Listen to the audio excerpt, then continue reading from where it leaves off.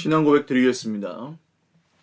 전능하사 천지를 만드신 하나님 아버지를 내가 믿사오며 그 외아들 우리 주 예수 그리스도를 믿사오니 이는 성령으로 잉태하사 동정녀 마리아에게 나시고 본디오 빌라도에게 고난을 받으사 십자가에 못 박혀 죽으시고 장사한 지 사흘 만에 죽은 자 가운데서 다시 살아나시며 하늘에 오르사 전능하신 하나님 우편에 앉아 계시다가 저리로서 산자와 죽은 자를 심판하러 오시리라.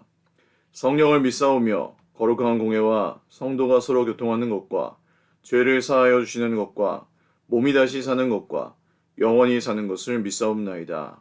아멘. 찬송가 212장 찬송 드리겠습니다. 212장입니다. 찬송가 212장입니다.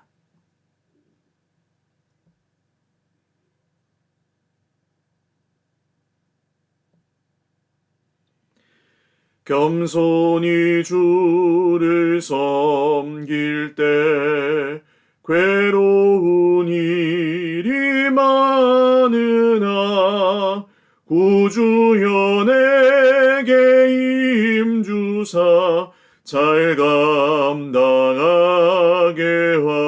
하소서. 인자한 말을 가지고 사람을 감화시키며 갈 길을 잃은 무리를 잘 인도하게 하소서. 구주의 귀한 인내를 깨달아 알게 하시고 굳건한 믿음 주셔서 늘 승리하게 하소서. 장래의 영광 비추사 소망이 되게 하시며 구주와 함께 살면서 참 평강 얻게 하소서. 아멘. 하나님 말씀 마가복음 9장 30절에서 37절입니다. 마가복음 9장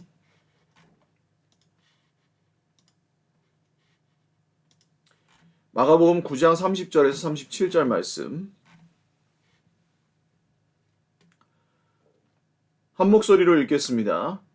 그곳을 떠나 갈릴리 가운데로 지날새 예수께서 아무에게도 알리고자 아니하시니 이는 제자들을 가르치시며 또 인자가 사람들의 손에 넘겨져 죽임을 당하고 죽은 지 3일 만에 살아나리라는 것을 말씀하셨기 때문이더라. 그러나 제자들은 이 말씀을 깨닫지 못하고 묻기도 두려워하더라. 가버나움에 이르러 집에 계실새 제자들에게 물으시되 너희가 길에서 서로 토론한 것이 무엇이냐 하시되 그들이 잠잠하니 이는 길에서 서로 누가 크냐 하고 쟁론하였음이라. 예수께서 앉으사 12 제자를 불러서 이르시되 누구든지 첫째가 되고자 하면 무사람의 끝이 되며 무사람을 섬기는 자가 되어야 하리라 하시고 어린아이 하나를 데려다가 그들 가운데 세우시고 안으시며 제자들에게 이르시되 누구든지 내 이름으로 이런 어린아이 하나를 영접하면 곧 나를 영접함이요 누구든지 나를 영접하면 나를 영접함이 아니요 나를 보내신 이를 영접함이니라. 아멘. 기도드리겠습니다. 살아계신 우리 하나님 아버지 감사합니다. 주님의 은혜를 찬송하며 오늘도 예배합니다. 주님 우리의 예배를 받아주십시오. 그리고 우리에게 주님의 한없는 인자하심과 긍휼하심을 보여주십시오. 하나님, 우리는 주님의 은혜 밖에는 살 소망이 없는 존재들임을 다시 한번 이 새벽에 고백하며 인정합니다. 주님, 우리는 주님의 주시는 평화로만 세상에 참 이 수많은 고통 속에서 진정한 평화를 맛보고 진정한 하나님의 기쁨을 누릴 수 있는 줄을 믿습니다. 오늘도 우리 인생의 주인이시고 가정과 모든 공동체와 또 우리 모든 삶에 주인이신 우리 주님만을 의지하오니 주여 오늘 우리에게 역사하시고 함께하여 주시옵소서. 드리는 예배 가운데 우리 하나님 홀로 영광 받으시고 사랑하는 주의 백성들 모두에게 말씀하여 주시옵소서. 기도에 응답하사 모든 기도에 우리 하나님께서 살아계심을 보게 하시고 또 특별히 모든 어려움 중에 있는 고난 중에 있는 우리 형제 자매들의 기도를 들으시고 친히 응답하여 주시옵소서. 감사하옵고 예수님의 이름으로 기도 올리옵나이다. 아멘. 할렐루야. 오늘도 하나님의 은혜와 평강으로 풍성한 하루 누리시기를 바랍니다. 네, 우리 권호진 집사님 일산병원에 지금 현재 입원 중이십니다. 심장 박동이 좀 불규칙하셔서 좀 주일 아침에 좀 안 좋으셨고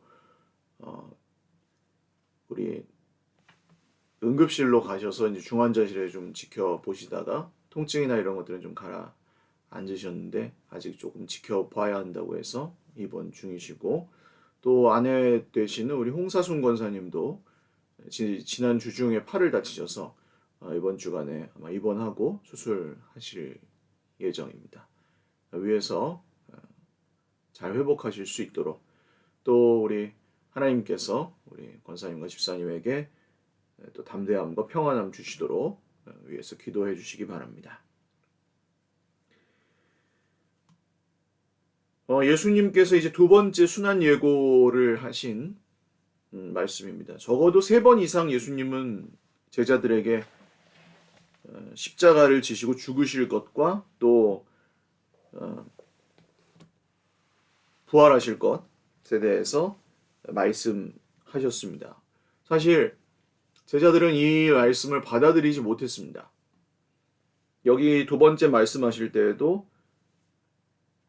갈릴리 가운데로 지나가시면서 아무에게도 알리지 않으셨다는 것은 제자들에게 특별히 당부하시고 분부하셔야 될 말씀이 있으셨던 거죠. 그게 바로 십자가와 부활의 이야기였습니다.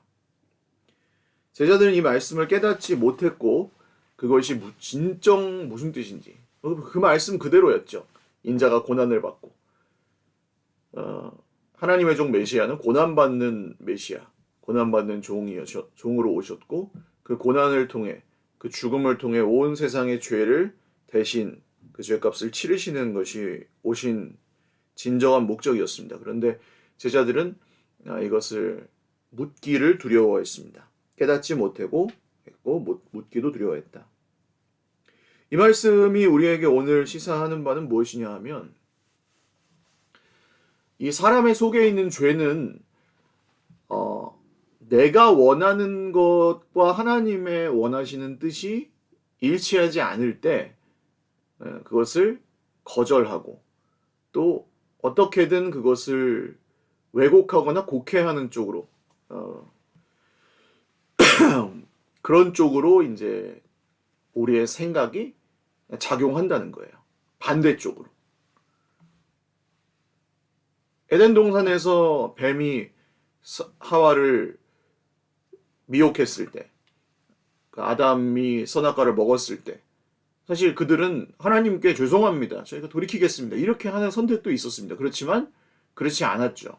뱀이 물어봤을 때에도 그들의 생각은 조금씩 왜곡되었고 하나님께서 왜 먹었느냐 하셨을 때도 마치 하나님께서 이걸 선악과를 만드신 게 잘못이고 하나님이 뱀을 만드신 게 잘못이고 하나님이 저 여자를 만드신 게 잘못이라는 것처럼 얘기합니다. 내가 잘못한 게 없습니다. 나는 하나님처럼 되려고 하는 것이 정당합니다. 이런 논리가 아담과 하와를 붙잡은 결과 하나님이 마치 정말 뭔가 문제가 있는 분이신 것처럼 그들은 생각하게 된 것입니다. 오늘날 기독교나 성경을 접하는 하나님을 대하는 모든 사람들의 태도 안에서도 이 죄는 똑같이 작용하고 있습니다. 듣고 싶은 말씀만 듣고 듣기 싫은 말씀은 듣지 않습니다.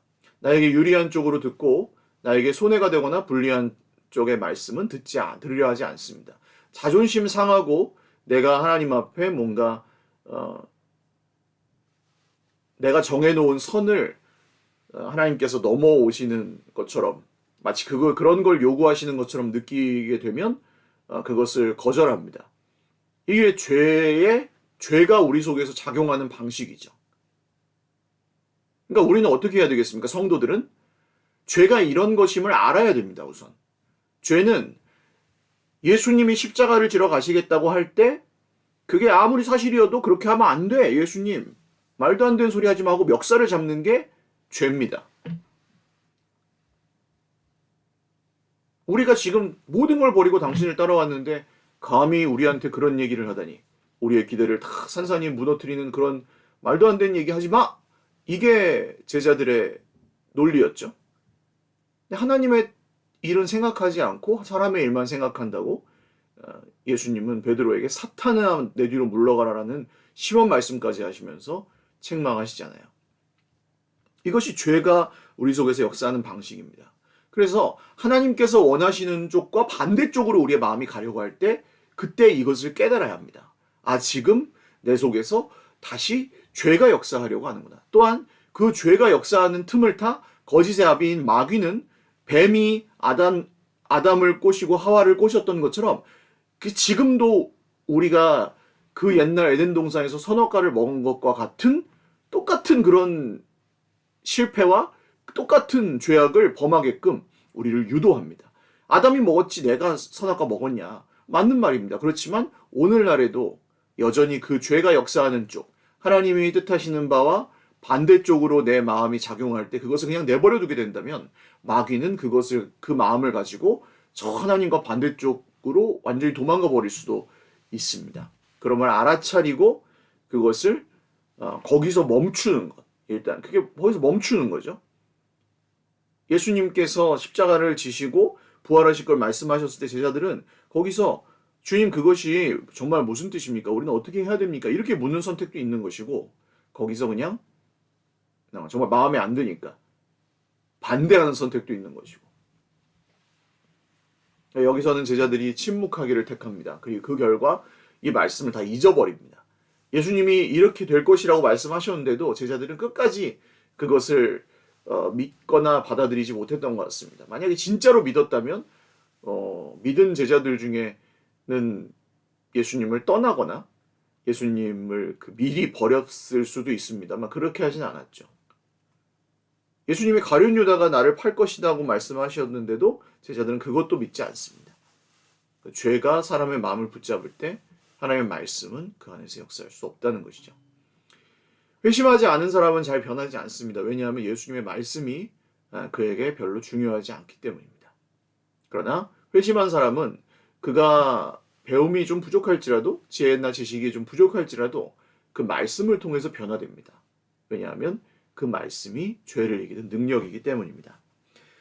가버나움에 다시 가셔서 집에 계셨을 때 이 집이 누구의 집인지는 논쟁이 좀 있지만 예수님의 집이었을 수도 있고 베드로나 안드레, 야고보나 요한의 집이었을 수도 있습니다. 그 집에서 예수님이 제자들에게 물으십니다. 너희가 길에서 서로 토론한 것이 무엇이냐? 아마 제자들이 길에서 좀 언쟁을 했던 모양이죠. 근데 그 언쟁은 누가 크냐였습니다. 누가 더 공이 많냐? 누가 더 이 하나님 나라에서, 누가 더 예수님이 앞으로 만드실 왕국에서 더 중요한 자리를 차지할 것이고 더 높은 자리를 차지할 것이냐, 이런 것에 대한 주제였습니다.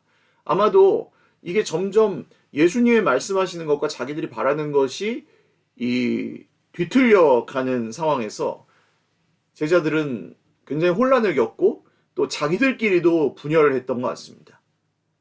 그래서 누가 크냐라는 싸움을 했고 예수님은 그들이 말을 하지 않지만 이 다툼의 내용을 알고 계셨죠. 그래서 12제자를 부르셔서 거기 앉으시고 부르셔서 누구든지 첫째가 되고자 하면 무사람의 끝이 되어 섬기는 자가 되어야 할 것이다. 이게 하나님 나라의 기준이죠. 첫째가 꼴찌가 되고 꼴찌가 첫째가 될 수 있는 나라. 눈에 보이는 것이 전부가 아닌 나라. 사실 세상에서 실패했다고 해서 하나님 나라에서 실패는 아닙니다. 바울과 베드로, 요한 모든 분들은 다 선교 여행과 복음 전도를 위해서 헌신하다가 순교하셨잖아요. 순교하셨는데 그 인간적으로 보면 그것은 정말 실패한 인생이고 정말 손해보는 인생이었고 저 사람은 정말 대단하다. 저 사람은 너무 하나님을 위해서 귀한 것을 드렸다. 우리는 그렇게 생각할지 모르지만 사실 이분들에게는 영원하지 않은 이 세상에 그 생명을 구하기 위해 하나님 버릴 수 없었고 당연히 영원한 주님의 나라를 위해서 내 인생과 생명을 드리는 것은 바보짓이 아니었던 거죠. 난 여기서 이제 쓸 수 있는 모든 것들을 다 써서 영원한 하나님 나라를 향하여 살겠다. 이건 진짜 하나님의 나라를 믿는 사람, 진짜 하나님의 나라가 임했다고 믿는 사람들에게는 당연한 상식에 가까운 것이었습니다. 어린아이 하나를 데려다가 그들 가운데 세우시고 어린아이를 안아주시죠. 그리고 제자들에게 말씀하십니다. 누구든지 내 이름으로 이런 어린아이 하나를 영접하면 곧 나를 영접하는 것이다. 자, 그래서 결국 예수님께서 세우고자 하시는 나라는 어떤 나라예요? 위로부터 아래로 권세, 수직적인 권세로 다스리는 세상 권세의 그런 나라가 아닙니다. 가장 약한 자를 섬기는, 강한 자가 약한 자를 섬기고 앞선 자가 뒤처진 사람을 섬기고 잘난 자가 못난 자를 섬길 수 있는 나라. 그것이 하나님의 나라라고 말씀하십니다. 내 이름으로, 예수님의 이름으로 어린아이 하나를 영접했을 때 주님은 그것이 마치 주님을 영접한 것과 같다고 말씀하십니다. 그리고 주님을 영접한 것은 보내신 분, 하나님을 영접하는 것과 같다고 말씀하십니다. 만약 오늘 우리 인생 가운데 우리가 생각하기에는 너무 부족한 사람이에요. 저 사람은 너무 부족해. 저 사람은 너무 사람이 덜 됐어. 저런 사람하고 나는 상종하기가 싫어. 저런 사람과 나는 공동체를 할 수가 없다고 생각해. 저런 사람은 너무 정말 수준 이하야. 뭐 이렇게 평가하는 사람, 판단되는 사람이 있을 수 있겠죠. 그렇지만 그런 작은 사람을 내가 예수 그리스도의 이름으로 용납했을 때, 예수 그리스도의 이름으로 그 사람을 받아주었을 때, 그 사람을 포기하지 않았을 때, 그 사람을 사랑하는 일을 포기하지 않았을 때 그것은 어떻게 됩니까? 주님을 영접한 것이 됩니다. 아, 목사님 그럼 뭐 다 이렇게 희생하고 무조건 져줘야 됩니까? 그렇지는 않습니다. 진리에 위배되는 행동과 진리에 위배되는 길을 같이 가줄 수는 없죠. 이 길 안에 있을 때의 얘기입니다. 그렇지만 거기서 우리가 손해도 보고 상처도 받고 배신도 당할 수 있죠. 그러나 거기서 주님께서 우리가 주님의 이름으로 그 약한 사람들을 영접하고 받아주고 용납했던 그 모든 것도 잊어버리지 않으십니다. 왜냐하면 그것이 주님을 영접한 것과 같기 때문입니다. 눈에 보이는 형제도 사랑하지 못하면서 보이지 않는 하나님을 어떻게 사랑하겠느냐고 요한 사도는 말합니다. 눈에 보이는 형제를 사랑하지 않는다면 그러면서 하나님을 사랑한다고 말하는 것은 다 거짓말이다. 이렇게 그 사랑의 사도잖아요. 요한이 나중에 되면 보면 요한 1서에서 이렇게 강력한 어조로 거짓말이다. 형제를 사랑하지 않으면서 하나님을 사랑한다고 거짓말하지 마. 이렇게 세게 얘기를 합니다. 형제도 사랑하지 않으면서 무슨 하나님을 사랑해? 거짓말하지 마. 오 하나님 저는 하나님 사랑합니다. 그러면서 막 형제를 미워하고 정말 정죄하고 분노하고 막 못살게 굴고 복수하고 이렇게 살 수는 없다는 것이죠. 그게 왜 그렇습니까? 그게 죄예요. 그게 죄입니다. 나는 떳떳해. 넌 죄인이야. 하나님 앞에서. 하나님 잘못하셨어요. 제가 옳아요. 이게 죄입니다. 아무리 옳아도 옳지 않습니다. 아무리 내가 떳떳해도 사실은 그게 떳떳한 것이 아닙니다. 죄는 하나님의 뜻과 하나님의 그 마음, 또 하나님의 말씀, 사랑하고 섬기는 것에 정반대편 쪽으로 작용하기 때문입니다. 어떻게 해야 될까요? 우리의 마음속에 주님께서 주시는 사람들, 주님께서 주신 상황들이 있습니다. 오늘 살아가면서도 우리가 용납하고 받아들이기 힘든 사람이 우리 앞에 나타납니다. 가까이에 있죠, 보통. 나랑 상관없는 사람이면 그냥 안 보고 말면 그만인데 내 바로 옆에 있는 사람들의 그 부족함, 연약함, 또 무능함 이런 것들이 우리를 괴롭게 할 때가 있단 말이에요. 그때 우리가 그 사람을 예수님의 이름으로 영접할 기회를 얻는 것입니다. 나에게 상처 주는 사람, 나에게 정말 가시사명을 감당하는 사람, 나를 힘들게 하는 어떤 사람, 그 사람을 대할 때 우리는 예수님을 영접할 기회를 얻는 것입니다. 네가 예수님을 정말로 믿는다면 그 연약한 이를, 그 정말 뭘 잘 모르는 사람을 나의 이름으로 영접하고 용납해 줄 수 있겠느냐? 주님께서 그렇게 물으시는지도 모릅니다. 다시 말씀드리지만 모든 것을 다 참고 무조건 져줘야 된다는 말씀은 아닙니다. 그렇다면 어린아이에게 이 중요한 우리 버스의 운전대를 맡길 수는 없잖아요. 그렇게는 할 수 없습니다만 우리가 진리 안에서 주님을 따라갈 때 서로의 부족함이나 연약함, 그 약함 같은 것들은 주님의 이름으로 섬기고 감싸고 용납할 수 있는 기회를, 이 기회예요, 기회. 그런 사람 만났을 때 주님 저에게 어떻게 저렇게 고난을 주십니까? 이게 아니라 저 사람 때문에 고난받는 게 아니야. 저 고난을 나에게 느끼게 하는 사람을 통해서 나는 주님을 영접할 기회를 얻는 것이다. 저 사람이 또 오늘 내게 주님을 영접할 기회를 주시는구나. 그렇게 생각하시면 되는 거예요. 주님은 그 사람을 영접하는 것이 곧 나를 영접하는 것이고, 나를 영접하는 것이 곧 나를 보내신 하나님을 영접하는 것이다. 반드시 우리가 그렇게 드린 작은 희생과 헌신을 통해 주님의 놀라운 일들이 일어나게 될 것입니다. 말씀을 맺습니다. 이 말씀이 예수님이 고난을 받으시고 십자가에 죽으시고 3일 만에 부활하실 것을 말씀하셨을 때 제자들은 그것을 깨닫지도 못했고 묻기도 두려워하였습니다. 우리의 마음은 반대로 간다 그랬죠. 하나님의 뜻과 반대로. 우리의 마음이 하나님의 뜻과 반대로 가려고 할 때 그것이 죄라는 것을 알아차리셔야 됩니다. 그리고 그것을 분별하고 주님 지금 죄가 제 속에서 역사하고 마귀가 저를 미혹하려고 하는군요. 저를 진리의 길로 인도하여 주십시오 하고 돌이키는 게 회개입니다. 또한 누가 크냐? 이 논쟁 앞에서 주님이 어린아이 하나를 데려다가 이 약한 어린아이 하나를 영접하는 것이 곧 너희가 나를 영접하는 것이다. 우리를 힘들게 하거나 우리 옆에 연약한 존재들을 보게 하실 때가 있습니다. 그때 우리는 주님을 영접할 기회를 얻는 것입니다. 물론 우리가 가진 능력 이상으로 그것을 할 수 없을 수도 있습니다. 그렇지만 그 능력을 넘어선 우리가 정말 예수님을 향한 마음을 가지고 있다면 그 마음으로 그 작은 약한 이를 영접하는 그것이 오히려 또 다른 축복의 열쇠가 될 수 있습니다. 하나님은 그런 놀라운 일들을 우리에게 성경을 통해서도 또 우리의 삶 가운데에도 많이 보여주실 것입니다. 오늘 하루도 만나는 상황마다 또 어떤 사람과의 만남들에서마다 이런 주의 깊은 알아차림이 저 여러분의 속에 성령 안에서 늘 있으시기를 주님의 이름으로 축원을 드립니다. 기도하겠습니다. 살아계신 주님 감사합니다. 오늘도 우리가 살아가는 동안 하나님의 말씀과 우리의 생각과 우리의 삶이 반대로 향하지 않도록 주님 우리를 이끌어 주십시오. 진리로 우리를 다스려 주시고 죄나 사탄의 권세가 우리를 흔들지 못하게 하여 주십시오. 또한 우리 중에 작은 사람, 연약한 한 사람을 섬기는 것이 주님을 영접하는 것과 같다고 말씀하셨습니다. 그 말씀을 따라 오늘 내 옆에 있는 연약한 한 사람, 내 옆에 있는 부족한 한 사람을 잘 섬기고 또 주님을 영접하는 삶을 살게 하여 주옵소서.